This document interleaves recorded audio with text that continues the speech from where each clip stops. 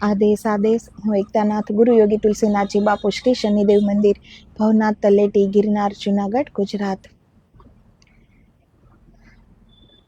સુખદેવજી મહારાજ આપણે જોયું કાલના વિડીયોમાં કે સુખદેવજી મહારાજ પ્રણવ વિશે ફરીથી આજે 7મો દિવસ છે તો ફરીથી પરીક્ષિત રાજાને એ સમજાવે છે કે તમારે જો એક જ ઈચ્છા છે, એક જ ધ્યેય છે મુક્તિનો, તો એની એક જ કુંજી છે અને એ છે પ્રણવ ઉપાસના।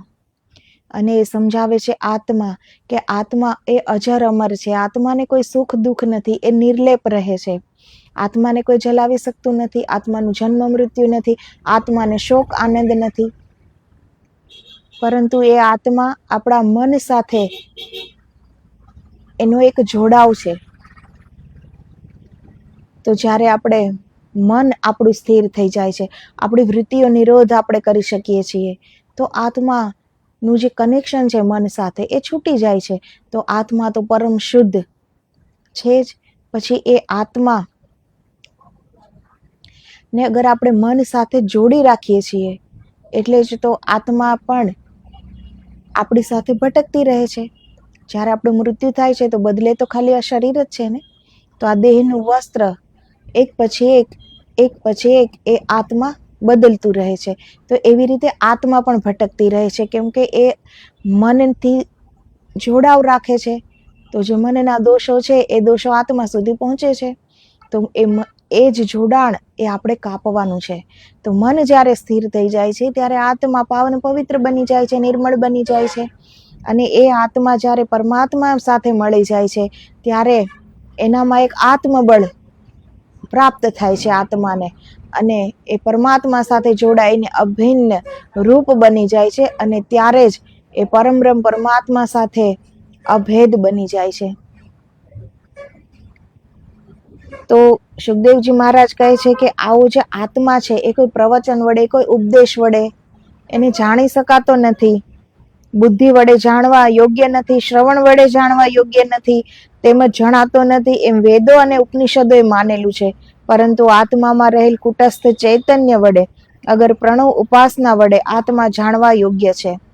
તો આત્માને આપણે કઈ ઉપદેશ સાંભળવાથી, કોઈ પ્રવચન સાંભળવાથી કઈ આપણે એને જાણી શકતા નથી, પરંતુ આપણે નિરંતર ઓમની ઉપાસના જો કરતા રહીએ તો મન સ્થિર થાય છે અને આપણે ધીરે ધીરે ભીતર ઉતરી શકીએ છીએ, અને ધીરે ધીરે આપણે એ આત્માના દર્શન કરી શકીએ છીએ।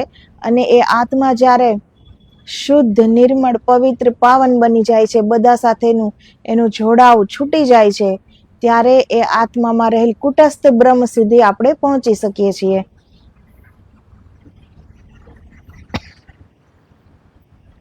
આત્મ બ્રહ્મ જેને ઈચ્છે છે તેને આત્મા પોતાનો પરમાર્થી ભાવ પ્રકાશમાન કરીને પ્રાપ્ત કરે છે। પાપથી નિવૃત્ત નહીં થયેલા આત્માને વિજ્ઞાન રૂપ પરમ ચૈતન્ય પ્રાપ્ત થતું નથી। જે આત્મા અશાંત, અસમાહિત અથવા અસ્થિર મનવાળો છે તે આત્મ બ્રહ્મને કે પરમ બ્રહ્મને પ્રાપ્ત થતો નથી। તો આપણું મનમાં જો એટલો ઉદ્વેગ હોય, મનમાં નિરંતર વિચારોની શૃંખલાઓ ચાલતી રહેતી હોય, એ તરંગિત મન હર પલ તરંગિત રહેતું હોય, તો આત્મા સાથે એનું હજી જોડાણ છે, તો આત્મા પણ અશાંત થઈ જશે અંદરથી। આપણે ખાલી જ્યારે આપણને કઈ દુઃખ હોય છે, કઈ તકલીફ હોય છે, ત્યારે માત્ર ને માત્ર આપણું મન અશાંત નથી હોતું, આપણો આત્મા પણ અશાંત થઈ જાય છે, કેમ કે આત્મા સાથે મનનું જોડાણ છે। તો એ મન પણ અસ્થિર થઈ જાય છે, ઉદ્વેગ એમાં પણ આવે છે, અશાંત એ પણ થઈ જાય છે।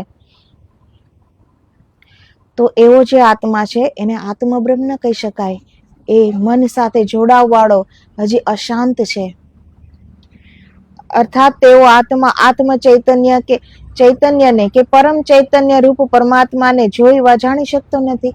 તો એ પરમાત્માને જાણી શકતો નથી, પરમાત્મામાં અભિન્ન બની શકતો નથી, કેમ કે હજી એના પર પ્રભુત્વ છે મનનું। તો જ્યાં સુધી એ મનનું પ્રભુત્વ હટાવીને પરમાત્માનું પ્રભુત્વ એના ઉપર ન આવી જાય, ત્યાં સુધી એ પરમાત્માને જોઈ શકવા માટે એનામાં હજી પણ એ શક્તિ નથી। જે આત્મા ક્ષણ્ય ગુણ વાળો બની પાપનું છેદન કરે છે અને બ્રાહ્મણ ગુણ વાળો બની બ્રહ્મમાં આત્માને સમર્પણ કરે છે, તે સમયે બ્રહ્મ ભાવ જેનું ભોજન છે, મૃત્યુ જેનું શાક છે, જેણે નામ રૂપ ક્રિયા તથા જગત ભાવને ત્યાજ્ય કરેલ છે, તેનો સર્વનો નાશ કરનાર મૃત્યુ પણ નાશ કરી શકતું નથી. એટલું જ નહીં, પણ તેની ઈચ્છા વગર મૃત્યુ પણ તેને લઈ જઈ શકતું નથી. તો જેની વ્યક્તિનો આત્મા એ નિર્લેપ થઈ જાય, મન સાથે એનું જોડાણ તૂટી જાય તો આત્મા પરમ નિર્મળ બની જાય છે અને એ આત્મા પરમાત્મા સાથે એક બની જાય છે. તો એ બ્રહ્મમાં આત્માને જો એ આત્મા સમર્પણ થઈ જાય એ બ્રહ્મ સાથે,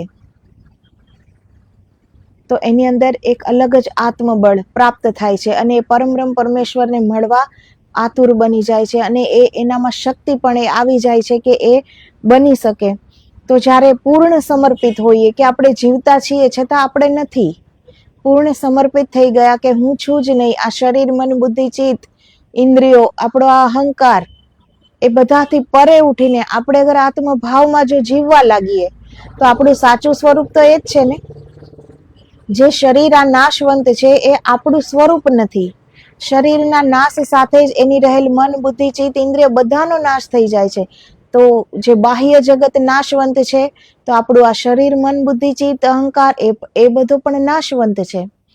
તો જે નાશવંત છે એ આપણું સ્વરૂપ નથી, તો આત્મા છે એ આપણું સ્વરૂપ છે. તો જ્યારે આપણે આત્મભાવમાં જીવીએ ત્યારે પછી એને મૃત્યુ લઈ જઈ શકતું નથી, કેમ કે એને જીવતા જ એ મૃત સમાન જીવે છે કે હું છું જ નહીં. આપણી આયુષ્યની સીમારેખા એટલા માટે જ છે કે આપણે આ શરીરને આપણું સ્વરૂપ સમજીને બેઠા છીએ કે આ હું છું અને આ બધું હું કરું છું, એટલે એ કર્મ બંધનથી ક્યારેય બચી શકતો નથી.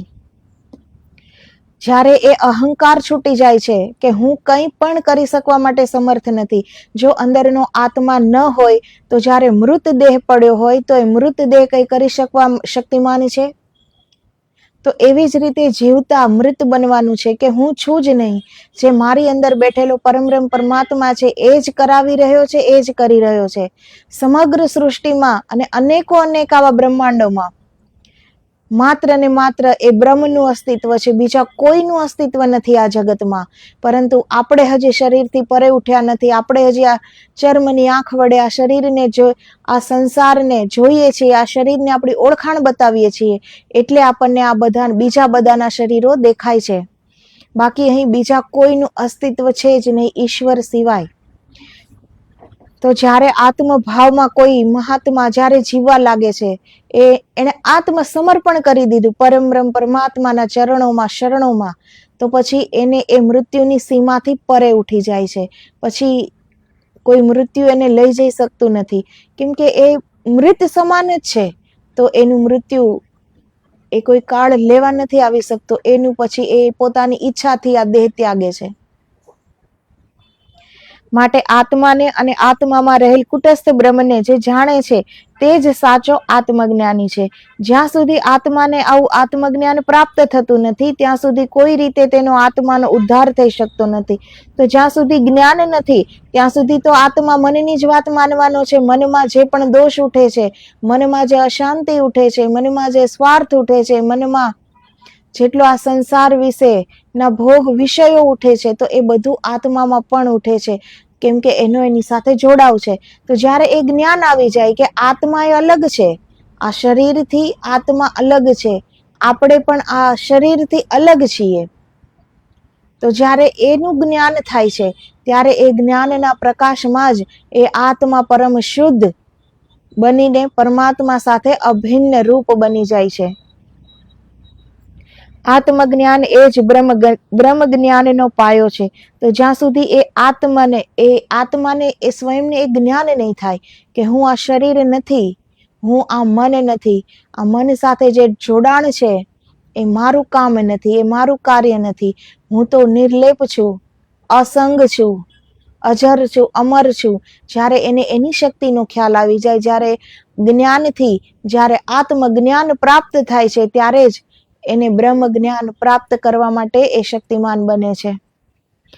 અને આત્મજ્ઞાન છે એ જ બ્રહ્મ જ્ઞાનનો પાયો છે. જીવાત્મા માયાવી કર્મો કરીને સુખ દુઃખના અને પુણ્ય પાપના ફળો અવશ્ય ભોગવે છે. કુટસ્થ આત્મા જ્ઞાન યોગી છે. તે મોક્ષ પ્રાપ્તિ માટે કરેલા કર્મના ફળ રૂપે પરમ પદ મોક્ષને ભોગવે છે. જીવ માયાવી કર્મતાનો ભોગતા છે, પણ કુટસ્થ આત્મા લૌકિક કર્મફળનો ભોગતા નથી. તો આપણો જે જીવ આત્મા છે, આપણો જે જીવ છે, એ આપણે જે પણ કર્મ કરીએ છીએ એનો ભોગતા છે. કેમ કે આ શરીર જે કર્મ કરે છે તો એ શરીરને ભોગવવું પડે છે. આપણે જે માનસિક કર્મ કરીએ છીએ તો ઘણા કહે છે ને કે બધું જ છે મારી પાસે, પણ ખબર નહીં મન અશાંત રહે છે, મન શાંત રહેતું નથી. તો એ માનસિક કર્મ કરેલું હોય એનું ભોગવવું પડે છે. તો અહીં જે શરીર છે, મન છે, એ બધા ભોગતા છે, પરંતુ આત્મા કોઈ કર્મનો ભોગતા નથી. કેમ કે એના પર કોઈ દોષ નથી, એ નિર્મળ છે. પરંતુ મનમાં જ્યારે દોષો ઉઠે છે ત્યારે એ સંદેશો મોકલતા કે મન સંદેશો મોકલે બુદ્ધિને, બુદ્ધિ ચિત્તને, ચિત્ત ઇન્દ્રિયોને, અને ઇન્દ્રિય આત્મા સુધી એ દોષને લઈ જાય છે. તો એ દોષ આત્માના નથી, પરંતુ આપણા મનના છે. તો આત્માને કોઈ કર્મ એ ભોગતા નથી. કર્મ ભોગવવું પડે છે આ શરીરને અને આ મનને. એ જ માત્ર કર્મના ભોગતા છે. જીવ માયાવી કર્મણતાના ભોગતા છે, પણ કુટસ્થ આત્મા લૌકિક કર્મફળનો ભોગતા નથી. છતાં પણ જેમ કોઈ બે માણસ છત્રી ઉગાડીને જતા હોય, તેમાં એક પાસે છત્રી હોય અને બીજા પાસે ન હોય, તો પણ દૂરના પુરુષો તેમને છત્રીવાળા પુરુષો છે એ રીતે જુએ છે. તેમાં શરીરરૂપ લોકમાં, બુદ્ધિરૂપ ગુહામાં આત્મા અને આત્મતત્વ બ્રહ્મરૂપ કુટસ્થ આત્મા બંને પ્રવેશ પામેલા હોવાથી તેમની આકાશમાં ધ્યાનસ્થ વા યોગસ્થ સ્થિતિને લીધે કુટસ્થને મોક્ષ ફળનો ભોગતા માનેલો છે. કેમ કે તે કુટસ્થ બ્રહ્મ પરમ બ્રહ્મમાં તન્મય થાય છે. તો આત્મા છે, પરમાત્મા છે, કુટસ્થ બ્રહ્મ છે અને પરમ બ્રહ્મ છે. ત્યારે એ મોક્ષ ફળનો ભોગતા એટલે કે એ મોક્ષને ઉપલબ્ધ થઈ શકે છે. તો ક્યાં સુધી આપણે જવું પડે છે? અને હજી તો આપણે આપણું મન કહે એવી રીતે પૂરું જીવન જીવીએ છીએ. તો હજી તો આ શરીરને બધું સમજીએ છીએ, આ શરીરને જ આપણી ઓળખાણ સમજીએ છીએ. તો આ શરીર, મન, બુદ્ધિ, ચિત્ત, ઇન્દ્રિયો, વિષય, વાસના, બધા મનના દોષ, સ્વાર્થ છે, નિંદા છે, હરેક દોષ, લોભ છે, લાલચ છે, એ બધા જ પાપ કર્મો અને આત્મા એ બધાથી પરે ઉઠીને એની પણ ગુહામાં અંદર જવાનું છે. ત્યારે એ આત્મજ્ઞાન પ્રાપ્ત થાય છે કે સાચું જ્ઞાન શું છે, સાચું કરવાનું શું છે, માર્ગ કયો છે, કોની ઉપાસના કરવાની છે, એ ત્યારે જાણ થાય છે. હજી તો આપણે જ્યાં સુધી મન સાથે જીવીશું ત્યાં સુધી તો આ સંસારમાં જ આપણે ભટકતા રહીશું. તો મનને સ્થિર કર્યા વગર, વૃત્તિનો નિરોધ કર્યા વગર આપણું મન ક્યારેય પણ સ્થિર નહીં થાય. અને જ્યાં સુધી મન સ્થિર નથી ત્યાં સુધી તો ધ્યાન લાગવાનું જ નથી, ત્યાં સુધી આપણે ભીતર ઉતરી શકશું નહીં, ત્યાં સુધી આપણને જે સત્ય જ્ઞાન છે એ પ્રાપ્ત નહીં થાય. બહાર ભટકીશું તો સંસારનું જ્ઞાન પ્રાપ્ત થશે, લૌકિક સુખ કેવી રીતે મળે એ બધું જ્ઞાન પ્રાપ્ત થશે, પરંતુ અધ્યાત્મ જ્ઞાન, આત્મજ્ઞાન, બ્રહ્મ જ્ઞાન, ઈશ્વરીય જ્ઞાન, એ દિવ્ય જ્ઞાન એ કંઈ જ પ્રાપ્ત નહીં થાય. એ માટે આપણે અંદરની યાત્રાને પસંદ કરવી પડે છે. પરંતુ આપણે હંમેશા જ જન્મો જન્મથી માત્ર ને માત્ર બહિર યાત્રા પસંદ કરી છે, એટલે જ કંઈ પ્રાપ્ત નથી કરી શક્યા, એટલે જ કોઈ જ્ઞાન નથી. સંસારમાં જે ઘડી બે ઘડીના સુખો મેળવવા માટે આપણે જે ફાંફા મારીએ છીએ એ માટેનું જ્ઞાન છે કે આમ કરીએ તો મને આટલું મળી જાય, એ જ્ઞાન છે. પરંતુ એ બધું જ અહીં રહી જવાનું છે, આપણી સાથે કંઈ જ નથી આવવાનું. તો જ્યારે આ મનુષ્ય દેહ મળ્યો છે, આપણને પ્રાપ્ત થયો છે, તો આ પ્રાપ્તિ માટે મળ્યો છે. કંઈક પ્રાપ્તિ કરીએ.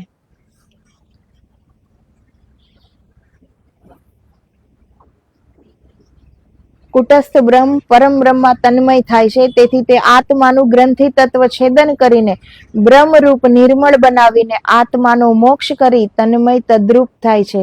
કેમ કે જીવાત્મા અજ્ઞાનરૂપ અંધકારમય છે. તો જે આપણો જીવ છે એ અજ્ઞાનરૂપ છે, અંધકારમય છે. પરંતુ એ આત્માનો જ્યારે એ બધા સાથે કોન્ટેક્ટ તૂટી જાય છે ત્યારે એ આત્મા જે ગ્રંથિ તત્વ એનું છેદન થાય છે અને એ બ્રહ્મરૂપ નિર્મળ બની જાય છે. કેમ કે જીવાત્મા અજ્ઞાનરૂપ અંધકારમય છે અને કુટસ્થ આત્મા જ્ઞાનરૂપ પ્રકાશમય છે. તેથી જીવને સંસારીપણાથી અને કુટસ્થને માયા મુક્તપણાથી બ્રહ્મવેતાઓ વર્ણવે છે.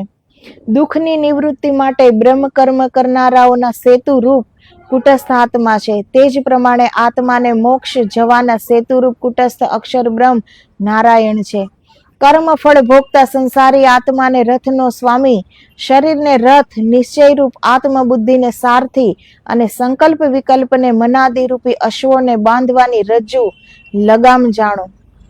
તો આપણે જ્યારે આ મનરૂપી અશ્વ ની લગામ જો આપણા હાથમાં હશે, અત્યારે આપણે મનના હાથમાં છીએ, અત્યારે આપણે મનના ગુલામ છીએ. મન જેમ કહે એમ આપણે કરીએ છીએ. મન જ્યાં જાય છે એની સાથે આપણે વહી જઈએ છીએ. મન એક વિચાર કરે છે અને આપણે 100 વિચાર કરીને એને વેગ આપીએ છીએ વિચારોને. તો અત્યારે આપણે મન સાથે જીવીએ છીએ, પરંતુ મનરૂપી અશ્વને એ આપણે હાથમાં એની લગામ હોવી જોઈએ.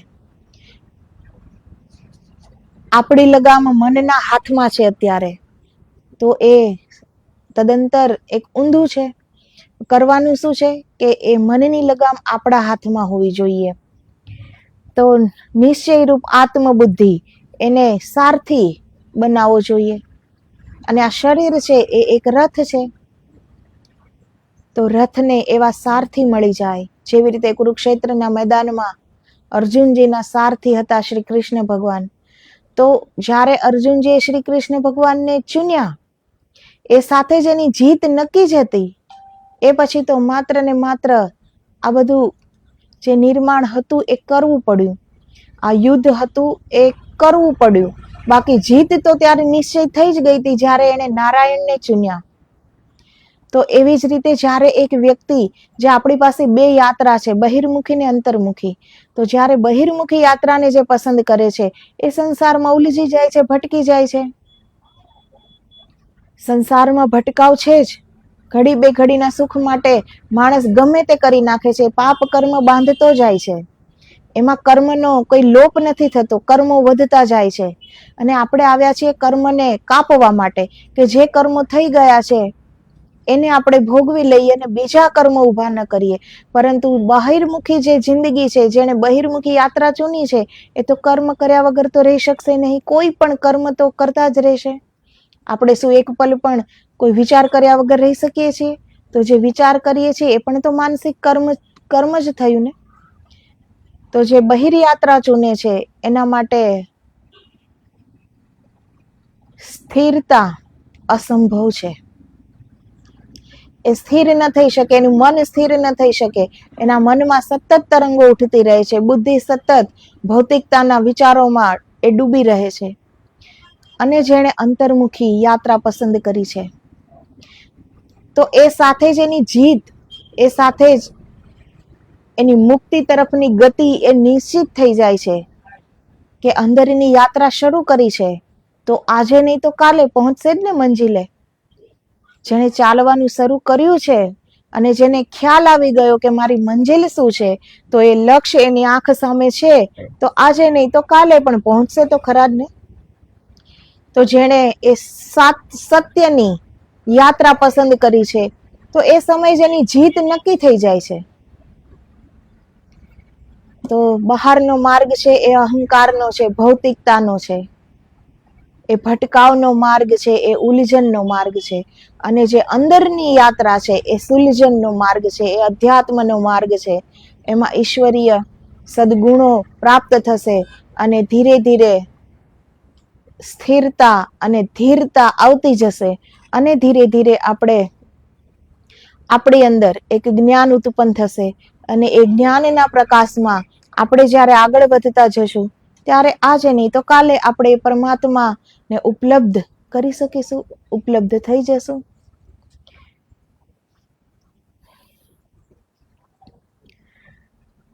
તો અશ્વને બરાબર કાબુમાં રાખતો નથી, તેના અશ્વ તેને ખાડામાં ફેંકી દે છે. તેમ ઇન્દ્રિયોના વિષયો આત્માના રથનો માર્ગ હોવાથી ઇન્દ્રિયો રૂપી અશ્વો રથરૂપી શરીરને ગમે ત્યાં ખેંચી જાય છે. પરંતુ જેનો સારથી બુદ્ધિવાન આત્મા વિવેકી હોય તે જ ખાડામાં પડતો નથી. જેવી રીતે આપણે અશ્વ ઉપર બેઠા છીએ અને એ અશ્વ આપણી હાથમાં લગામ નથી તો એ અશ્વ આપણને ગમે ત્યાં ફેંકી દેશે. પરંતુ એ અશ્વ ઉપર બેઠા છીએ અને અશ્વની લગામ આપણા હાથમાં છે તો પછી આપણે જ્યાં જવું હોય ત્યાં આપણે અશ્વને લઈ જઈશું ને. જો લગામ હાથમાં નથી તો અશ્વને જ્યાં લઈ જવું હશે ત્યાં એ આપણને લઈ જશે. તો મન જ્યારે સ્થિર થાય છે ત્યારે જે મનમાં જે પણ ઉઠે છે, જે પણ વિચાર, જે પણ તરંગ એ ચિત્ત સુધી જાય છે, એ ઇન્દ્રિયો સુધી જાય છે. પણ જો ત્યારે પણ જ્ઞાન હોય તો એ ઇન્દ્રિયો આત્માને સંદેશો પહોંચાડતી નથી અને વિષય વિકારો તરફ પણ જાતી નથી. પરંતુ એને જ્ઞાન છે એ ઉલટું આત્માને નિર્મળ બનાવશે. એ કોઈ પણ મનના દોષો આત્મા સુધી નહીં લઈ જાય અને ઇન્દ્રિયોને વિષયો તરફ જાય એ પણ નહીં બની શકે, કેમ કે મન સ્થિર છે, વૃત્તિનો નિરોધ છે. તો એ આત્માનું જે જોડાણ છે આ બધા મન સાથે એને દૂર કરશે. તો બુદ્ધિમાન આત્મા, જો એ આત્મામાં વિવેક હોય, આપણી અંદર વિવેકની જાગૃતિ હોય ત્યારે આ જાગૃતતાની અંદર થાય છે. આપણને માનીએ છીએ કે અમે જાગીએ છીએ તો આ કઈ રાત્રે સૂઈને સવારે આંખ ખુલી જાય કે અમે જાગી ગયા એનું નામ જાગરણ નથી કહેવાતું. આ તો અંદરની જાગૃતિ છે. હર પલ હોશમાં જીવવાને જાગૃતિ કહે છે. વિવેકની અંદર હર પલ વિવેકની જાગૃતિ. કોઈ પણ વિચાર આવ્યો તો એને વિવેક રાખીને વર્તીએ. આપણે વિવેકથી એને વિચાર કરીએ કે કરવા યોગ્ય છે કે કરવા યોગ્ય નથી, એ બાબતનું આપણને ધ્યાન રહે. તો વિવેક રૂપી જે આત્મા છે એ જ ઇન્દ્રિયોને વિષયો તરફ જતા રોકી લેશે. પરંતુ જેનો સારથી બુદ્ધિમાન આત્મા વિવેકી હોય છે તે જ ખાડામાં પડતો નથી. જે આત્મા ચંચળ મન વાળો છે, જેની ધ્યાનમાં નિષ્ઠા નથી, જેના અંતરમાં સત્ય શ્રદ્ધા નથી, જેનામાં દ્રઢ ભક્તિ નથી, તેઓ અવિવેકી મનુષ્ય એકાગ્રતા પ્રાપ્ત કર્યા વિના ગમે ત્યાં પટકાય છે. તો મનની લગામ હાથમાં નથી અને એ ધ્યાન કરવા બેસે તો ચંચળ મન છે આત્માને પણ ચંચળ કરી દેશે, કેમ કે જોડાણ તૂટ્યું તો નથી. એનું જોડાણ એ છોડી પણ નહીં શકે, કેમ કે એનું મન જ સ્થિર નથી તો એ ધ્યાન લાગવાનું જ નથી. એની ઉર્જા સાથે અંદર ઉતરી શકવાનું જ નથી. એ અહીં બેઠો છે, વિચાર કઈ બીજે છે, મન કઈ ત્રીજે છે, કરે કઈ ચોથું છે, તો કઈ પ્રાપ્ત થતું નથી. જેના અંતરમાં સત્ય શ્રદ્ધા નથી, જેનામાં દ્રઢ ભક્તિ નથી, તેઓ અવિવેકી મનુષ્ય એકાગ્રતા પ્રાપ્ત કર્યા વિના ગમે ત્યાં પટકાય છે. માટે કુશળ સારથીએ ઇન્દ્રિયો રૂપી અશ્વોને વશ કરી દેહરૂપી રથને ગમે ત્યાં જવા દેવો જોઈએ નહીં. રસ્તાનો અજાણ સારથી ખાડામાં અગર જલ સ્થાનમાં રથને પડવા દે છે, તેમ વિવેક રહિત આત્મા પાપથી ખરડાયેલો હોવાથી સંસારના મોહ સુખાદી વિષયમાં પડીને પરમ પદને પ્રાપ્ત થતો નથી. શરીર, મન હજી આ બધું દૂર છે આત્માથી, પરંતુ આત્મા તો પરમાત્માને નજીક છે ને. પરંતુ આત્માનો જે આ મન સાથે જોડાવ છે એના કારણે આત્મા પણ પાપમય બની જાય છે. જેટલા પાપ મનમાં ઉઠે છે એટલા જ એ સંદેશો આત્મા સુધી પહોંચાડે છે અને આત્મા પણ પાપયુક્ત બની જાય છે. તો જો આપણી અંદરનું વિવેક જાગૃત હોય, આપણો સારથી એક બ્રહ્મ જ્ઞાન વાળો જ્ઞાની હોય, વિવેકી હોય, તો આ શરીરના રથને એક સહી દિશામાં લઈ જશે. એ ઇન્દ્રિયોને વિષય વિકાર તરફ નહીં લઈ જાય, પરંતુ એ સત્યની ઓર લઈ જશે. કિંતુ તે સંસારમાં વારંવાર જન્મે છે અને મૃત્યુ પામે છે. માટે વિવેકી માર્ગદ્રષ્ટા સારથી જો એકાગ્ર મનવાળો હોય, પવિત્ર હોય અને બ્રહ્મ જિજ્ઞાસા વાળો હોય તો તે એવા સર્વશ્રેષ્ઠ મોક્ષ પદને પામે છે. કે જે તમામ દુઃખોથી રહિત એવું શાશ્વત મોક્ષ પદ છે કે જ્યાંથી કોઈ પણ આત્મા પુનઃ સંસારમાં જન્મતો નથી તેમજ સંસારમાં પાછો આવતો નથી. આ રીતે એકાગ્ર મનવાળો મનુષ્ય વિશ્વ ગતિની સદગતિના પારને પામે છે. તો એ ખુદ એક બ્રહ્મ બની જાય છે. જેવી રીતે બ્રહ્મ એ સમગ્રતામાં વ્યાપક છે, એનું કોઈ એક સ્થાન નથી, એ સમગ્રતામાં વ્યાપક છે. પૂરી સૃષ્ટિમાં, હર બ્રહ્માંડમાં, હર લોકમાં એ વ્યાપક છે. તો એ પણ એક વ્યાપક રૂપ બની જાય છે. પરંતુ જેનું મન ચંચળ છે તો એનો આત્મા ચંચળ છે. તો એ ચંચળતા તો પાપમય કર્મ જ કરાવવાની છે, વિષયો તરફ જ ધકેલવાની છે. પરંતુ વિવેક છે, મન શાંત છે, મન સ્થિર છે, બુદ્ધિમાં કોઈ પ્રશ્ન ઉઠતા નથી, એક દ્રઢ વિશ્વાસ છે, દ્રઢ શ્રદ્ધા છે, અંદર ઉતરવાની આકાંક્ષા છે, તો એ વ્યક્તિ ધ્યાન કરી શકે છે. એ વ્યક્તિનો એક દ્રઢ સંકલ્પ હોય છે કે આજે ધ્યાન નથી લાગ્યું તો કાલે લાગશે, કાલે નથી લાગ્યું તો 2 દિવસ પછી લાગશે, 2 દિવસ પછી પણ નથી લાગ્યું તો 2 વર્ષ પછી લાગશે, પણ હું આ કરીને રહીશ. એવો જેને દ્રઢ સંકલ્પ હોય, જે થાકતો નથી, જેણે પોતાની આળસ મૂકી દીધી છે, જે એના 2-5 ઘડીના સુખને ત્યાગી શકે છે. આપણે તો આપણા 2 ક્ષણના સુખને પણ ત્યજી નથી શકતા. ઈશ્વરનું નામ લેવા બેસીએ તો મોબાઈલ હાથમાં હોય તો ઈશ્વર પણ ક્યાં ને આપણે પણ ક્યાં. તો આપણે મોબાઈલ જોવામાં મજા આવે છે તો આપણે ઈશ્વરને મૂકી દઈએ છીએ. તો એવી જ રીતે આળસને મૂકીને એક સમજથી, જ્ઞાનથી, ખાલી નજરિયો બદલવાની જરૂર છે. અભ્યાસ, પરિશ્રમની એટલે જરૂર છે કે આપણે જન્મોથી આદિ થઈ ગયા છે બહિર્મુખી યાત્રાની. સંસારનું જ્ઞાન બધું જ છે, પરંતુ અંદરનું જ્ઞાન નથી. તો અંદર તરફની પણ આપણે યાત્રા કરીશું તો એ જ્ઞાન પણ થશે. બહાર 2 ઘડીના સુખ માટે આપણે પ્રયત્ન કરીએ છીએ તો એ 2 ઘડીનું સુખ આપણને મળે તો છે જ ને. કોઈ બંગલા, ગાડી, પૈસા, સંપત્તિ માટે મહેનત કરે છે તો એને પ્રાપ્ત તો થાય છે ને. ભલે એ નાશવંત છે, એનો નાશ થઈ જવાનો છે. માણસનું પોતાનું પણ નક્કી નથી કે એ બધું ભેગું કરીને એ જીવશે કેટલું, એ શું એ ભોગવી શકશે કે નહીં એ પણ ખબર નથી. છતાં પણ એ જે મહેનત કરે છે તે પ્રાપ્ત તો કરે છે ને. તો અંદરની યાત્રા આપણે કરીએ અને એમાં મહેનત કરીએ તો એમાં પણ તો આપણે જ્ઞાન પ્રાપ્ત કરી શકીશું ને. ઇન્દ્રિયો કરતા ઇન્દ્રિયોના વિષયો સૂક્ષ્મ, મહાન અને અધ્યાસી પ્રત્યેક આત્મા રૂપે પરમ શ્રેષ્ઠ છે. ઇન્દ્રિયોના વિષયો કરતા મન પરમ શ્રેષ્ઠ છે, મન કરતા બુદ્ધિ શ્રેષ્ઠ છે, બુદ્ધિ કરતા આત્મા શ્રેષ્ઠ છે, આત્મા કરતા મહત અક્ષર બ્રહ્મ નારાયણ શ્રેષ્ઠ છે, તેના કરતા અવ્યક્ત પરમ ગતિ શ્રેષ્ઠ છે, અને તે અવ્યક્ત પરમ ગતિ કરતા અવ્યક્ત અસંગ નિર્લેપ પુરુષ પરમાત્મા શ્રેષ્ઠ છે. તે પરમ પુરુષ પરમાત્મા કરતા બીજું કોઈ શ્રેષ્ઠ નથી. તે પુરુષ જ શ્રેષ્ઠતાની અવધિ અને કાષ્ઠા સા પરાગતિ. તે ઉચ્ચમાં ઉચ્ચ સર્વ ઉત્કૃષ્ટ મોક્ષ ગતિ છે. આ મોક્ષ પુરુષ પરમેશ્વરને પ્રાપ્ત કરવા માટે માત્ર ગુઢાત્મા આત્મ બ્રહ્મ શક્તિમાન છે. તો આ મોક્ષને જો આપણે પ્રાપ્ત કરવો હોય તો એ કોઈ ઉપદેશથી, કોઈ પ્રવચનથી પ્રાપ્ત ન થાય, એ કોઈ સમજથી પ્રાપ્ત ન થાય, એ જ્ઞાનથી પણ પ્રાપ્ત ન થાય. એના માટે આપણે મહેનત કરવી પડે છે, એના માટે ઈશ્વરમય બનવું પડે છે, એના માટે શરીર, મન, બુદ્ધિથી પરે ઉઠવું પડે છે, એના માટે ઇન્દ્રિયોના અશ્વને આપણે હાથમાં રાખવા પડે છે. આપણે એના ગુલામ બનીને જો જીવીએ તો ઇન્દ્રિયો તો વિષય તરફ જવાની જ છે.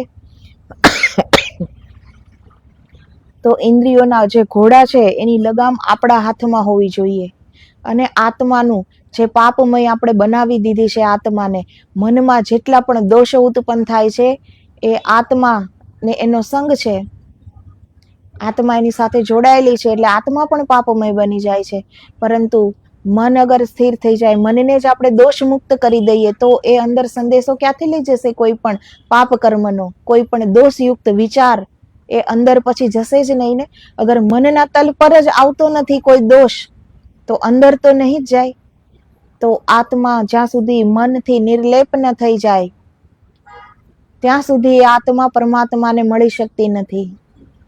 તો આપણે આપણા સ્વરૂપને હજી સુધી આ શરીર માનીએ છીએ, તો શરીર તો આત્માથી બહુ દૂર છે, પરંતુ આત્મા તો પરમાત્માની નજીક જ છે ને. છતાં પણ એને મળી શકતી નથી, અને એનું કારણ પણ મન છે કે મનના દોષો ત્યાં સુધી પહોંચે છે, એટલે એ આત્માને પણ બગાડે છે. તો આત્મા પરમ શુદ્ધ, એ સ્વયં તો પરમ શુદ્ધ જ છે. જો મનમાં દોષો ન ઉઠે અને એ મન બુદ્ધિથી બુદ્ધિ, ચિત્તથી ચિત્ત, ઇન્દ્રિયોથી જો ત્યાં સંદેશો ન લઈ જાય, ત્યાં દોષ ન લઈ જાય, તો આત્મામાં સ્વયં કોઈ દોષ નથી. આત્મા અસંગ છે, અજર છે, અમર છે, એ શોક આનંદ રહિત છે. તો ત્યારે જ્યારે આત્મામાં એ જ્ઞાન પ્રગટ થાય છે, ત્યારે આત્મા પરમાત્મા સાથે અભિન્ન બને છે. ત્યારે એનામાં એ શક્તિ આવે છે કે એ પરમ પુરુષ મોક્ષને પ્રાપ્ત કરી શકે. પરમ બ્રહ્મ પરમાત્મામાં અભિન્ન રૂપે, અભેદ રૂપે એક થઈ જાય.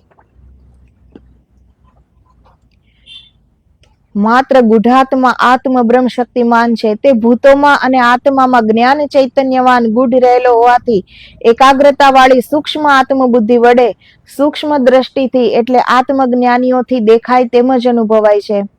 તે માયાથી મુક્ત હોવા છતાં માયાથી ઢંકાયેલો જણાય છે. તેથી જીવાત્માને સાચું આત્મદર્શન થતું નથી. તો આત્મા, પરમાત્મા, પરમબ્રહ્મ પરમાત્મા એ બધું જ આપણી અંદર છે, પરંતુ જે આ માયા છે આપણી, એનાથી આ બધું જ ઢંકાયેલું છે. આપણા મનના જે દોષો છે, આપણી જે બહિર્મુખી વૃત્તિ છે કે આપણે હંમેશા બહાર જ જોઈ શકીએ છીએ, બહારનું જ સાંભળી શકીએ છીએ, આપણે અંદરના કોઈ પણ અવાજને સાંભળવા શક્તિમાન નથી. અંદરનો પ્રકાશ આપણે જોઈ શકતા નથી, બહારનો પ્રકાશ જોઈ શકીએ છીએ. અંદરનો પ્રકાશ, અંદર દિવ્ય પ્રકાશ છે, છતાં આપણે જોઈ શકતા નથી. તો એના વચ્ચે છે માયાનો જે પડદો કહીએ છીએ, એ આપણે જ કરેલો છે, અને એ માયાથી ઢંકાયેલો છે. જો એ પડદા હટાવતા આવડી જાય, એ દોષોને હટાવતા આવડી જાય, મોહ માયાના જે અંતરાયો છે એનાથી પરે થતા જો આવડી જાય, તો આપણી જ અંદર છે દેખાઈ જશે આત્મા. એ આત્મ દર્શન આપણે કરી શકીશું. એ દિવ્ય પ્રકાશની અનુભૂતિ આપણે કરી શકીશું. તો છે આપણી જ અંદર, માત્ર ને માત્ર એ માયાથી ઢંકાયેલું છે. જો એ માયાને આપણે માયાથી પરે થઈ જઈએ, તો એ બધું આપણને દર્શન થાય છે.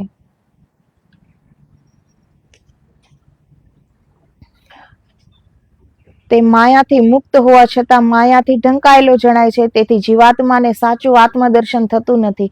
આત્મા સ્વપ્રકાશિત હોવાથી વસ્તુતઃ તે લૌકિક દ્રશ્ય નથી, પરંતુ આત્મજ્ઞાન માટે દ્રશ્યનું આરોપણ કરવામાં આવ્યું છે. માટે વિવેકી પુરુષે ચારે દેહોની વાણી આદિ તમામ વૃત્તિનો આત્મબુદ્ધિમાં લય કરવો. જ્ઞાનરૂપ બુદ્ધિનો સમગ્ર વિશ્વ સહિત વિશ્વની પહેલા સૌથી પ્રથમ ઉત્પન્ન થયેલા હિરણ્ય ગર્ભ મહત તત્વરૂપ મહાન આત્મા અક્ષર બ્રહ્મ નારાયણમાં લય કરવો, તથા તે મહતત્વનો પરમ ગતિમાં લય કરવો, અને પરમ ગતિનો શુદ્ધ જ્ઞાન સ્વરૂપ નિરંજન નિર્લેપ પરમ પુરુષ પરમાત્મામાં લય કરવો. આ રીતે જે લય કરવાની પ્રણાલિકાને સમજે છે, તે જ સત્ય રૂપે વિવેકી પુરુષ છે. તો જેવી રીતે આપણે કહીએ કે સવારમાં ઉઠીને અમે તો યોગ પ્રાણાયામ કરીએ છીએ, એ કરવો પણ જરૂરી છે. એનાથી પણ શરીરની શુદ્ધિ થાય છે, શરીરમાં રહેલી નાડીઓની શુદ્ધિ થાય છે, મન એકાગ્ર બનતું જાય છે. એ યોગા પણ જરૂરી છે, એ યોગ પણ જરૂરી છે. પરંતુ સત્યમાં યોગ એને જ કહેવાય છે જે આત્મા પરમાત્મા સાથે અભેદ થઈ જાય. આત્મા અને પરમાત્મા મળી જાય, એ જ મિલનને યોગ કહેવાય છે. તો એવી જ રીતે વિવેક, તો આપણને લાગે કે આ તો વિવેકી પુરુષ છે, તો એ પણ મોક્ષ પ્રાપ્ત કરી શકે, પરંતુ એ વિવેક જો માત્ર ને માત્ર સંસારનો હોય, કે વ્યવહારમાં નિપુણ છે, મર્યાદાથી બોલે છે, પ્રેમથી બોલે છે, વિવેક છે કેવી રીતે બેસવું, કેવી રીતે બોલવું, કેવી રીતે વર્તન કરવું, એ બધું જ્ઞાન છે. તો એ વિવેક પણ, એ પણ એક સદગુણ છે, બહુ જ સારું અગર છે તો. પરંતુ સત્યમાં વિવેક એને કહેવાય છે કે એ વિવેક દ્વારા આત્માને બ્રહ્મની અનુભૂતિ થાય. આત્મા મન સાથે જે આ જોડાણ છે એનાથી છૂટ પડી જાય. એ જ્ઞાન એને પ્રાપ્ત થાય કે હું અસંગ છું, મારે કોઈનો સંગ કરવાનો નથી, મનનો નહીં, બુદ્ધિનો નહીં, વિષય વિકારનો નહીં, કોઈ ઇન્દ્રિયોને નહીં, આ શરીરનો નહીં, હું અસંગ છું. તો એ વિવેક બુદ્ધિથી જાણ થાય છે, એને કહેવાય છે બ્રહ્મ વિવેક. કે એ વિવેકથી આપણે બ્રહ્મનો અનુભવ કરી શકીએ છીએ. કેમ કે તે પરમેશ્વરનું એવું સ્વરૂપ છે કે તેના જ્ઞાન સ્વરૂપ સુધી ચર્મ ચક્ષુની, માનસ નેત્રની કે અન્ય નેત્રોની દ્રષ્ટિ પહોંચતી નથી. તો જેની સાથે રાત દિવસ રહેવા વાળા અર્જુનજી સ્વયં નારાયણ સાથે, શ્રી કૃષ્ણ ભગવાન સાથે રાત દિવસ રહે છે, પરમ મિત્ર છે. અને કુરુક્ષેત્રના મેદાનમાં ભાગવત ગીતા જે આપણો મહાગ્રંથ છે, જ્યારે એ ગીતાજીનો ઉપદેશ આપે છે કૃષ્ણ ભગવાન, છતાં પણ સુચર્મની ચક્ષુથી અર્જુનજી નારાયણના દર્શન થોડા જ કરી શકે?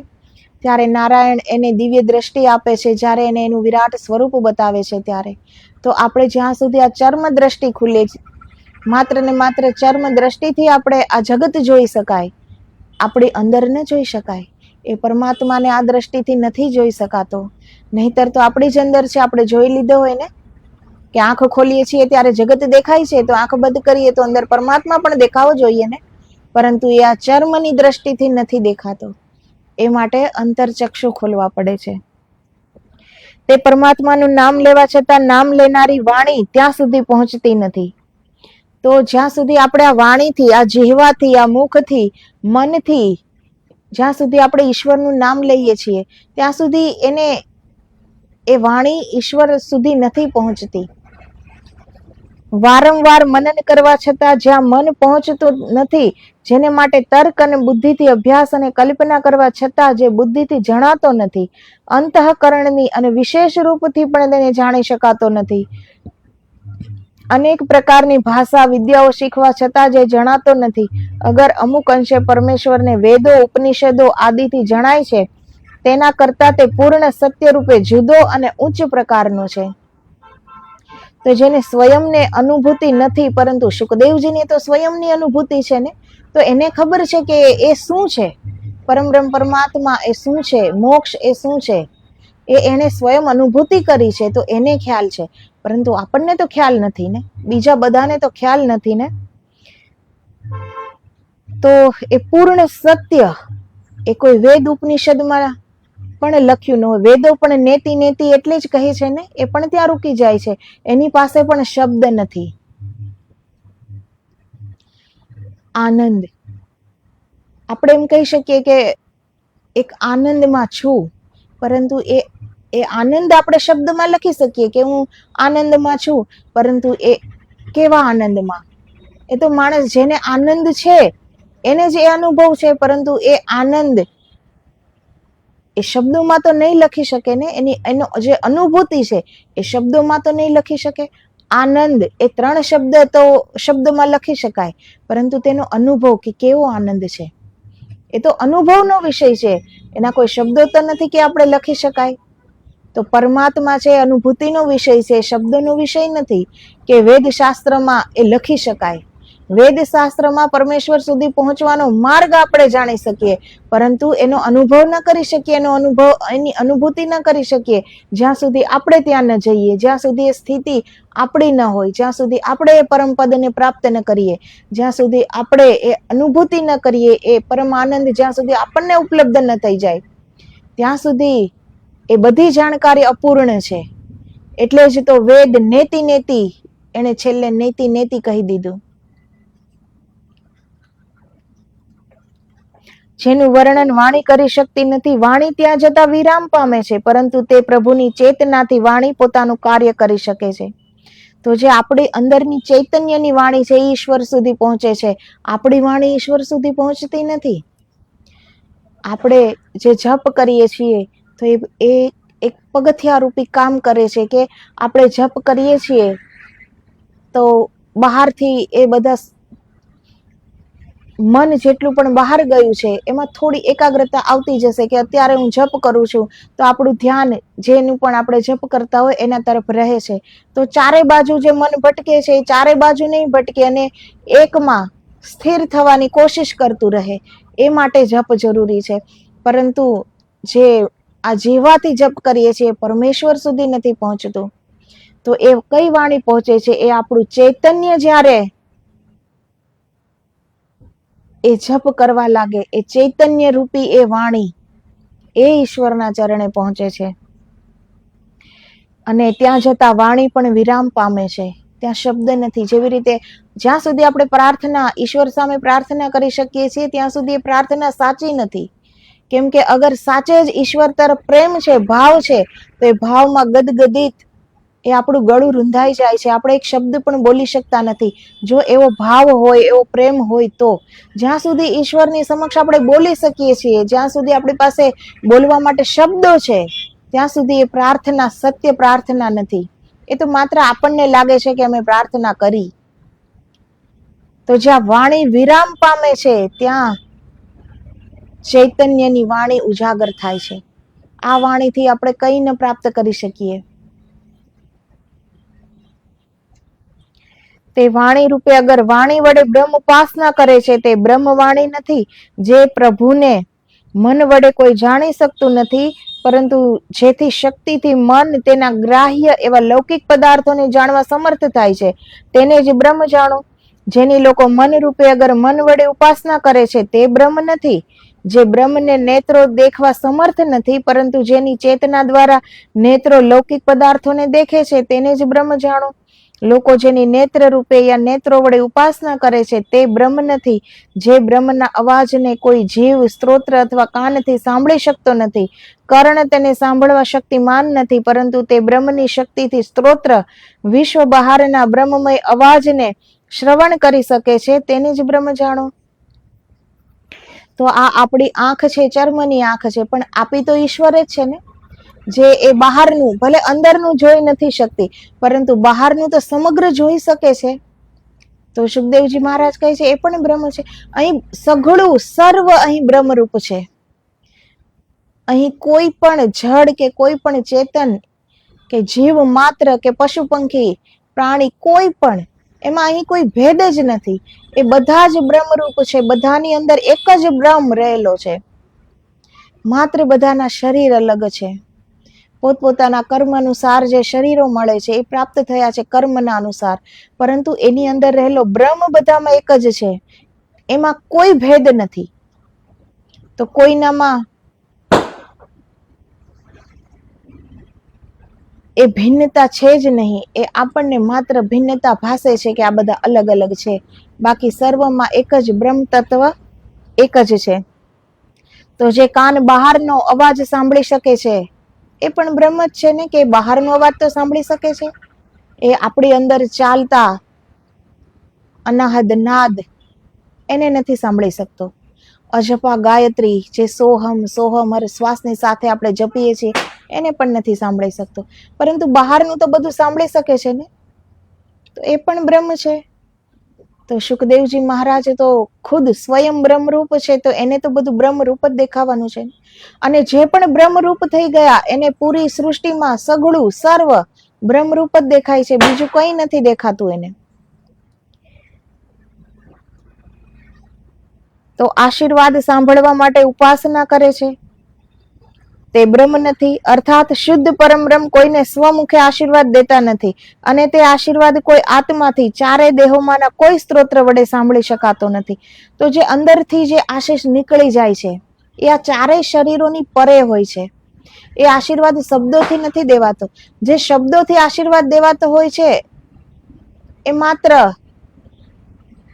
શબ્દ સુધી સીમિત રહી જાય છે, એની એક સીમા છે. પરંતુ જે અંદરથી આશીર્વાદ નીકળી ગયો આત્મામાંથી, તો એ આશીર્વાદ ફળે છે. જે આપણો આ દેહ છે, આ સ્થૂળ દેહ, પછી સૂક્ષ્મ દેહ, પછી કારણ દેહ, પછી મહાકારણ દેહ, આપણા આ ચાર દેહ છે. આ ચારેય દેહોને પરે ઉઠીને હર દોષોથી પરે ઉઠીને, ઇન્દ્રિયોથી પરે ઉઠીને, મનથી પરે ઉઠીને, શરીર બુદ્ધિથી પરે ઉઠીને, હર મનોકામના વિષય વાસનાથી પરે ઉઠીને આત્મા સુધી આપણે જવાનું છે આપણી જ અંદર આત્મા, પરંતુ કેટલી દૂર છે મંજિલ? જે બ્રહ્મ જીવાત્માઓની માફક પ્રાણ વડે ચેષ્ટા કરતા નથી અને જે પ્રાણ વડે ગ્રાહ્ય નથી, પરંતુ પ્રાણ જેની ચેતનાથી સચેતન બની પ્રાણવાયુના શ્વાસોશ્વાસ લે છે, તેને જ બ્રહ્મ જાણો. તો આ શ્વાસ, આપણે કોઈ મહેનત કરીએ છીએ શ્વાસ લેવામાં? આપણને કઈ મહેનત પડે છે શ્વાસ લેવામાં, શ્વાસને બહાર નીકાળવામાં? કોઈ મહેનત પડે છે કે કઈ યાદ રાખવું પડે છે કે હવે શ્વાસ લેવાનો છે, હવે બહાર કાઢવાનો છે? એ કઈ યાદ રાખવું પડે છે? એ તો સ્વતઃ થાય છે ને. તો જે આ શ્વાસ લે છે, જે શ્વાસને બહાર નીકાળે છે, એને જ બ્રહ્મ જાણીએ. પ્રાણવાયુના શ્વાસોશ્વાસ લે છે, તેને જ બ્રહ્મ જાણો. લોકો જે બ્રહ્મને પ્રાણરૂપ માની, અગર પ્રાણ વડે ગ્રાહ્ય માની પ્રાણ વડે ઉપાસના કરે છે, તે બ્રહ્મ નથી. જેણે બ્રહ્મને પોતાની કલ્પના પ્રમાણે જાણ્યો નથી, અર્થાત જે પોતાની કલ્પના રૂપ બ્રહ્મને કલ્પતો નથી, તેણે જ સત્ય રૂપમાં બ્રહ્મને જાણ્યો છે. જેણે બ્રહ્મને જાણ્યો નથી એ તો અલગ અલગ કલ્પના કરશે ને કે આને બ્રહ્મ કહેવાય, આને બ્રહ્મ કહેવાય, આ બ્રહ્મ છે. તો એ કલ્પના માત્ર છે. પરંતુ જેણે બ્રહ્મને અનુભૂતિ કરી લીધી, જેણે બ્રહ્મને જાણી લીધો, જેણે એ બ્રહ્મના સાક્ષાત દર્શન કરી લીધા, તો એની માટે તો એને ખ્યાલ આવી ગયો કે બ્રહ્મ શું છે, એ બ્રહ્મ કેવો છે. તો એની સત્ય રૂપમાં એ બ્રહ્મને જાણ્યો છે, એની કોઈ કલ્પના નથી. જેવી રીતે આપણે કોઈ સ્થળે ગયા નથી અને કોઈ કહે કે અહીં તો જવા જેવું છે, બહુ અલૌકિક સ્થળ છે, તો આપણે એક જગ્યાએ બેઠા બેઠા કલ્પના કરી શકીએ કે હા આવું હશે, આટલું સુંદર હશે, મનને શાંતિ મળે એવું કંઈક હશે. કલ્પના છે. પરંતુ જ્યારે આપણે એ સ્થળે જઈએ ત્યારે સત્ય આપણે જાણી શકીએ ને કે હકીકતમાં એ સ્થળ કેવું છે. તો જે બ્રહ્મને જાણે છે, જેણે સ્વયં જાણ્યું એ સત્યરૂપ બ્રહ્મ આ છે, એ જ જાણી શકે છે. બાકી તો કલ્પના કરે છે કે બ્રહ્મ આને કહેવાય, બ્રહ્મ આને કહેવાય.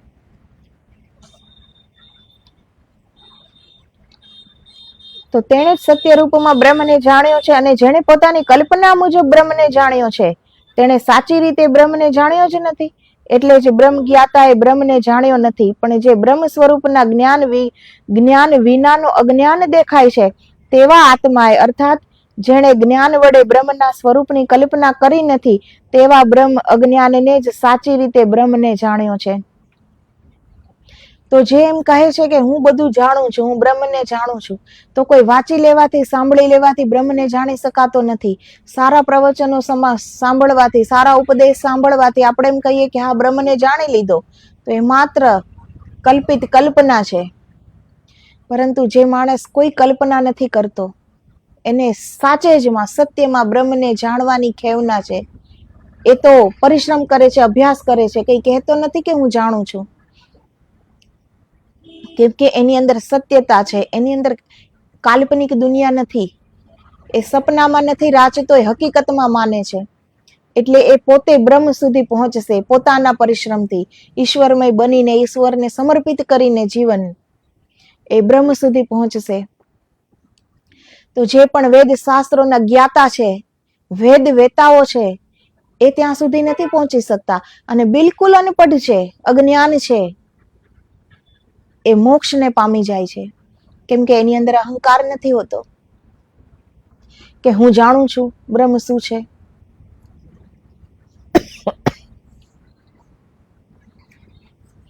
કેમ કે જે આ વેદે પણ વારંવાર નેતિ કહ્યું છે, તેને જીવ પોતાની બુદ્ધિ અનુસાર કે કલ્પના અનુસાર જાણવા સર્વદા અસમર્થ છે.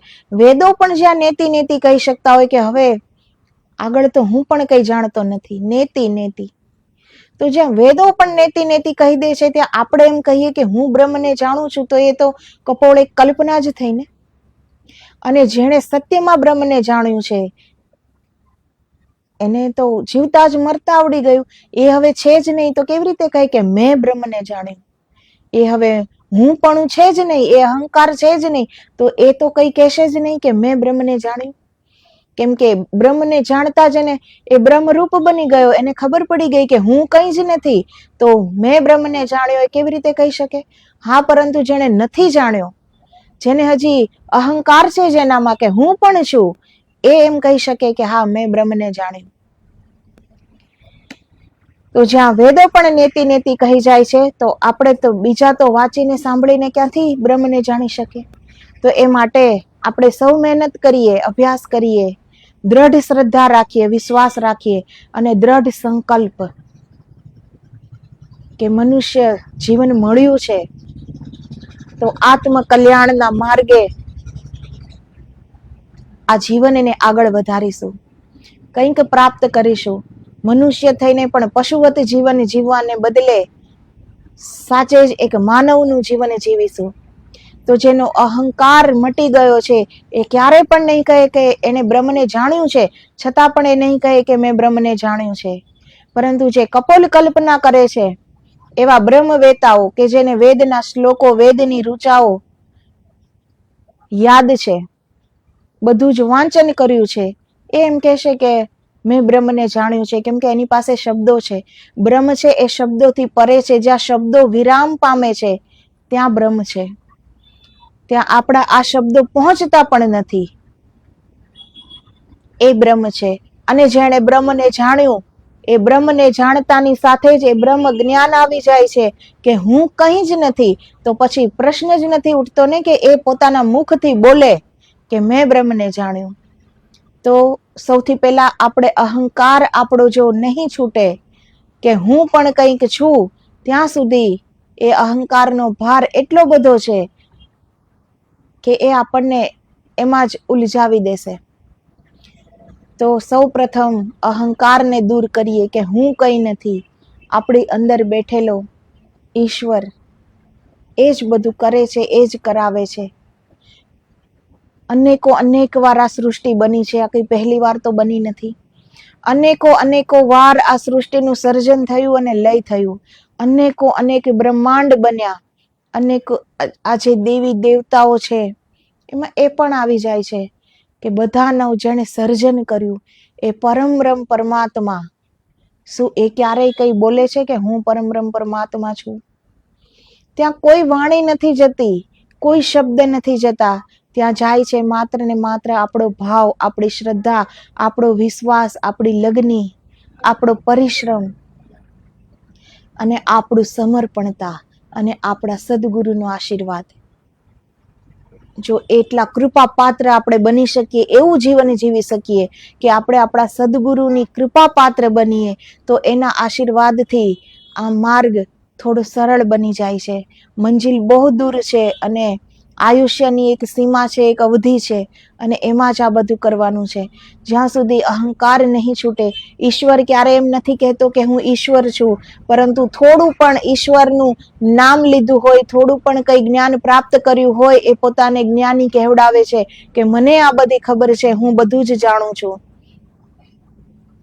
તો એ અહંકાર એને અધૂરો જ રાખી દેશે, કંઈ પણ પ્રાપ્ત નહીં કરી શકે, કંઈ પણ નહીં. તો સૌ પ્રથમ આપણે અહંકારને દૂર કરીએ. તો આદેશ જય ગિરનારી, જય ગુરુદેવ.